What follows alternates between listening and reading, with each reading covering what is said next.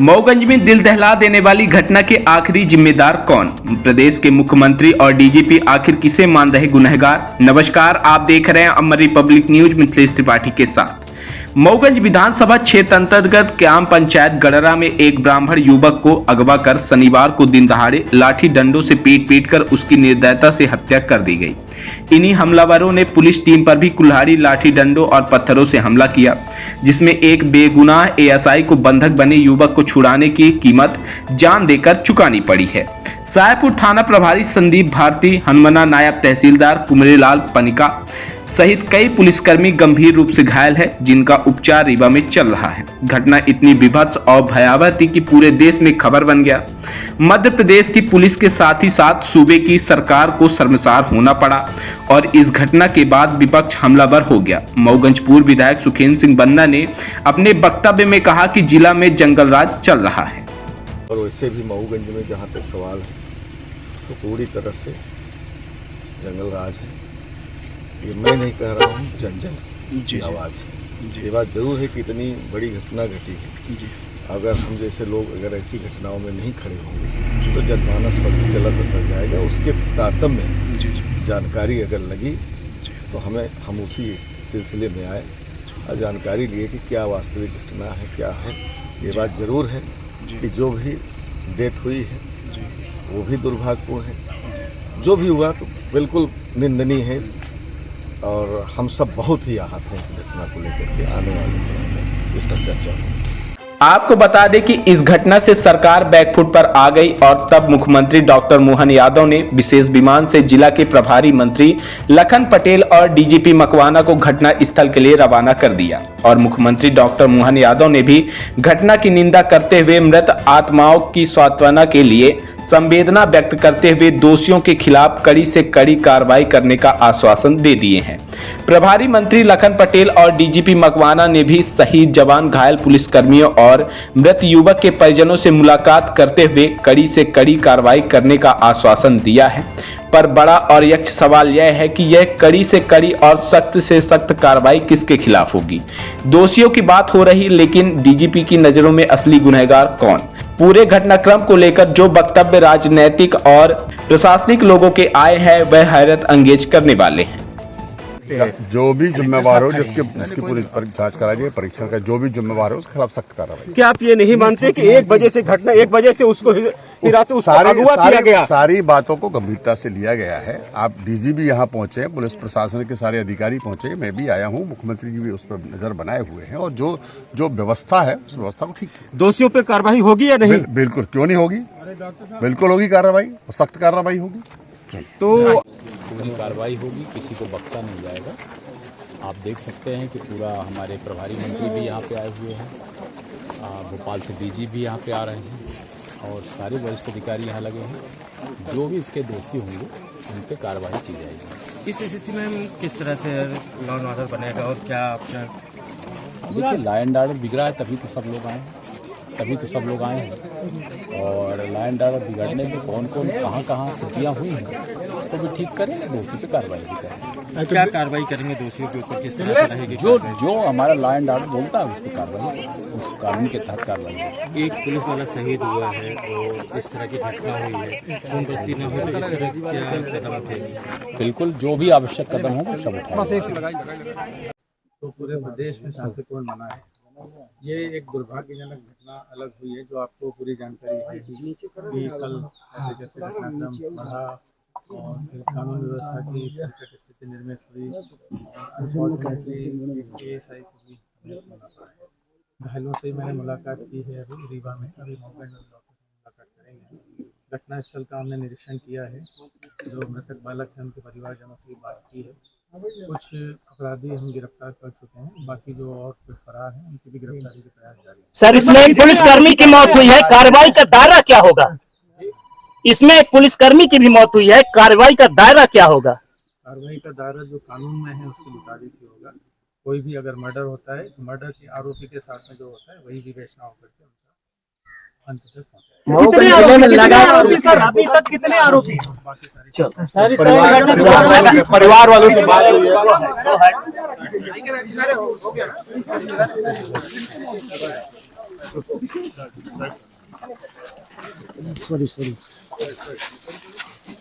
मऊगंज जिला के प्रभारी मंत्री लखन पटेल, मऊगंज विधायक प्रदीप पटेल, डीजीपी मकवाना सहित सबने एक ही बात को दोहराया है कि जांच की जाएगी, जो दोषी होगा उसके खिलाफ सख्त से सख्त कार्रवाई की जाएगी।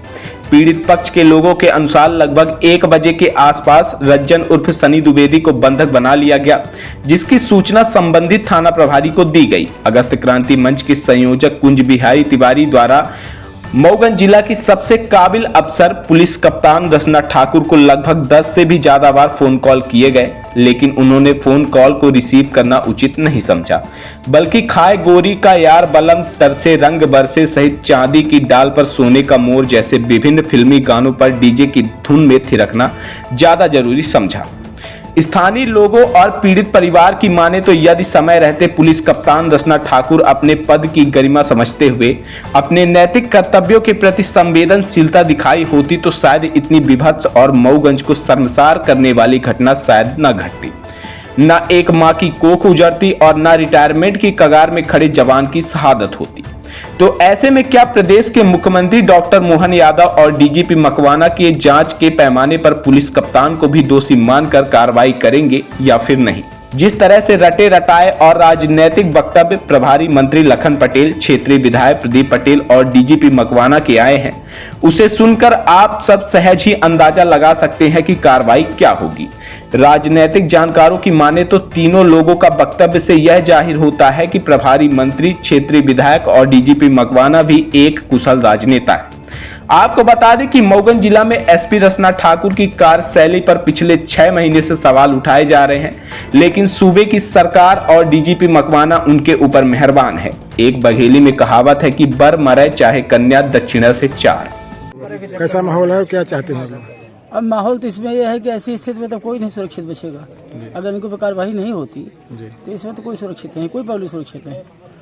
कानून व्यवस्था को लेकर क्या है जिले में हाल, उसके लिए क्या ओपिनियन देंगे? कानून व्यवस्था के बारे में कानून व्यवस्था नहीं ठीक है, बहुत तो नहीं ठीक है, नहीं तो होता तो काहे होता। पुलिस का डर खत्म है। पुलिस के यहाँ कैसे काम कर रही है आप इसके बारे में थोड़ा? पुलिस केवल दारू गांजा बिचवा रही है और किसी प्रकार का पुलिस अच्छा काम नहीं कर रही है जी। और पुलिस ने सुरक्षात्मक दृष्टि से अगर अपनाया होता और लोगों की सुरक्षा की होती तो आज ये घटना नहीं होती जी। अब इसके लिए पुलिस अधिकारियों को चेतना पड़ेगा और हमारी पार्टी है, भारतीय जनता पार्टी की सरकार है और हम अपनी पार्टी से भी कहेंगे कि पुलिस पर नियंत्रण रखें। अगर अधिकारी सही ढंग से काम नहीं कर रहे हैं तो उनका तबादला करें, उनको हटाएं, अच्छे अधिकारी यहाँ पर लाएं। ये हमारी अपील है आपकी? ये हमारी अपील मांग है अपनी पार्टी से। मैं पूर्व प्रदेश कार्य समिति रह चुका हूँ भारतीय जनता पार्टी के मंडल में, जिले में बहुत सारे काम किए, लेकिन ऐसी स्थिति मैंने नहीं देखा जैसी स्थिति आज पैदा हो गई है।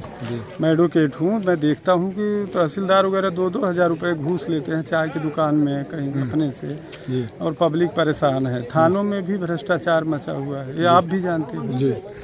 तो पूर्णतया अगर भ्रष्टाचार पर लगाम लगे तो अपराधों पर भी लगाम लगे, लेकिन मऊगंज जिले को असुरक्षित छोड़ दिया गया है, उसको सुरक्षित रखा जाए।